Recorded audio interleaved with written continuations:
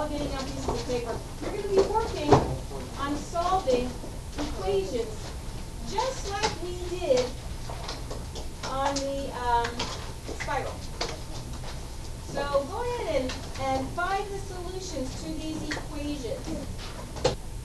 So anyway, there's our algebra review. So segments in a circle, this is such an interesting lesson because there's three little theorems, just three theorems. That's it. And we'll put them in our little place here, and then, you know, sometimes these three little theorems will get us. So what's going on here? This little vocabulary, the only reason we're talking about the vocabulary is so that we understand the theorem statement. These are awesome theorem statements. It says, now we got the notes, right? When two segments, two chords intersect in a circle, each chord is divided into two segments of the chord. All they're saying is, if you have two chords intersecting, you get four pieces resulting. This little piece here, A, E, this little piece, E, D, and this piece, and this piece. Okay, you get those little pieces. Here's the theorem. Look at this thing. I don't think they could have made this sound more complicated if they tried. If two chords intersect in the interior of a circle, then the product of the lengths of the segments of one chord is equal to the product of the lengths of the segments of the other chord. Got that, Thomas? Yeah. Right? Like what? Okay, so let's look at our little sheet here, and I'll tell you exactly what that means. It's not nearly that complicated. So if you have a circle and you have two chords intersecting in the circle, I'm purposely making it look like it's not in the center, because it doesn't have to intersect in the center. It can intersect anywhere. I'm going to call this length over here A, and I'm going to call this length over here B, and I'm going to call this length over here C, and this length over here D. A little hard to see. A, B, C, D. So A times B equals C times D. So this little piece times that little piece equals this little piece times that little piece. That's what the theorem is trying to say in that kind of difficult way. Yes, sir? Yeah, this is hard to do. Let me see if I can get a better picture for you.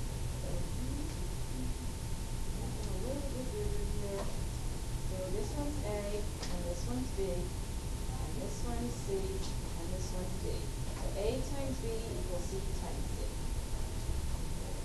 Right? And that's really what it's saying over here as well. It says EA times ED equals EC times ED. All right? So that's one theorem that we have. We're going to talk about some other kind of little segment pieces here. And again, mostly just so we can write the theorem. A secant segment. All that is, it's a secant. And instead of it being all the way big line, we're just stopping when we get to the end of the circle. So if I'm saying secant segment, I'm talking about this whole line here. And an external segment is the red piece. It's the piece of the secant segment that's outside the circle. And it's okay, if you don't remember these words, it actually does not matter. Now over here I've got a tangent, right? We know what that is. Yes, you do have to know that that's a tangent. Okay, so here's this one. Look at this one. If two secant segments share the same endpoint outside a circle, then the product of the lengths of one secant segment and its external segment equals the product of the lengths of the other secant segment and its external segment. Got that? I don't read that like, what? You know, what? All right, so what they're saying is you have two secant segments. So something like that. Now I'm going to name these little pieces here. So this little pointy bit outside, I'm going to call that length A. And I'm going to call the whole segment B. And I'm going to call this little piece outside here, this little thing, that's C. But the whole thing is D. So now, A times B equals C times D. Here's what you're going to want to do that you shouldn't do. Okay? Look up for 1 second. So I want to tell you what not to do. Everybody look at this little picture. Just look up for a second. You're going to want to do this. This piece times this piece equals that piece times that piece. Don't do that. Don't do, you know, what you feel like you should do. Don't do it. It's this piece times whole thing is that piece times whole thing. There's a difference. All right? And I think we got one more. I think it's coming up next. our final theorem on this little paper here. It's related to that other theorem. I can't even read this. It's ridiculous. Okay? Let's draw the picture and discuss what's happening here. So you have your circle.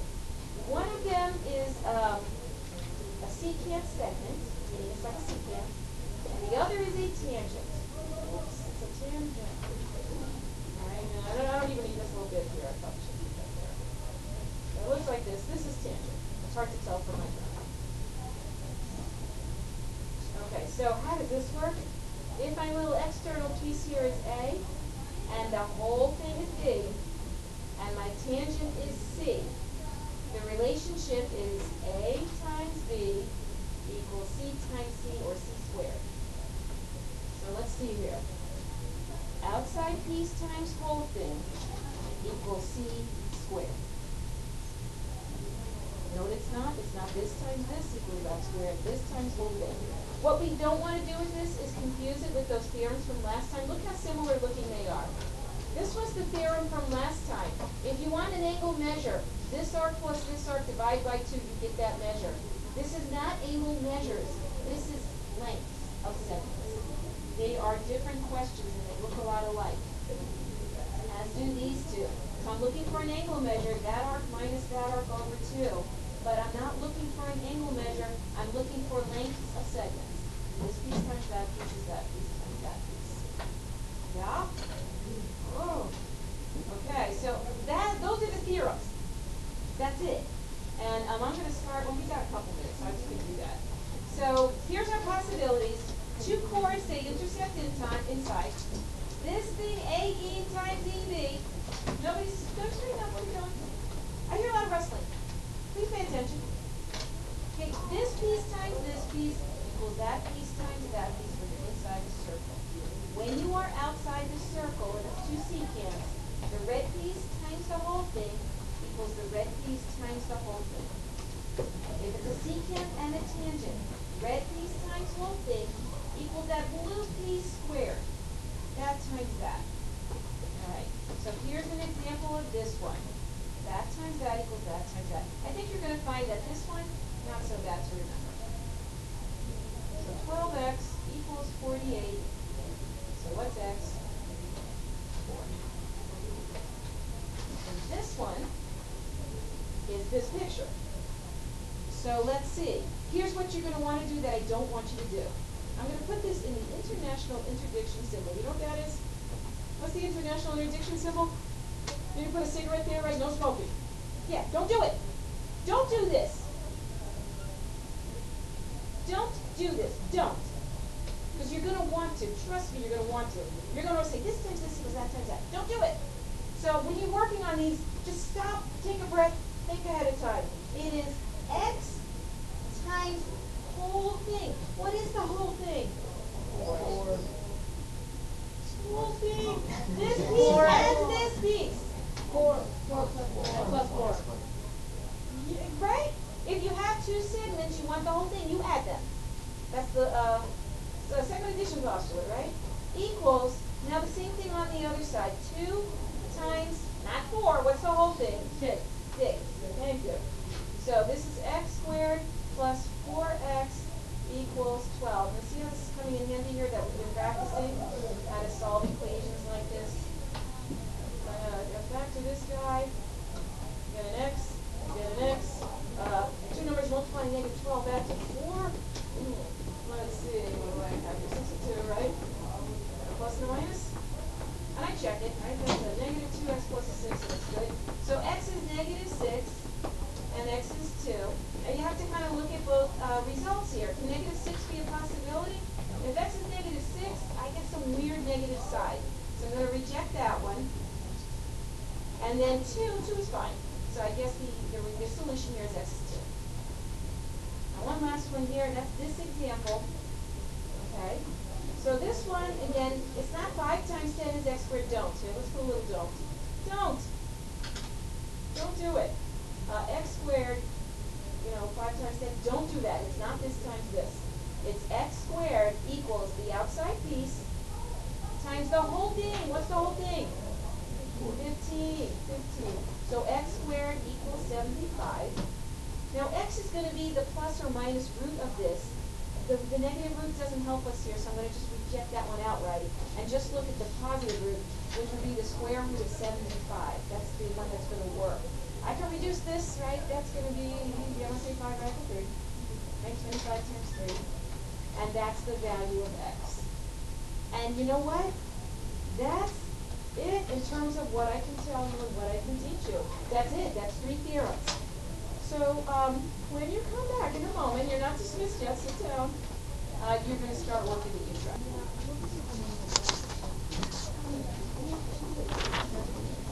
I'm putting up answers, and I'm scrolling up relatively quickly. I'll scroll back.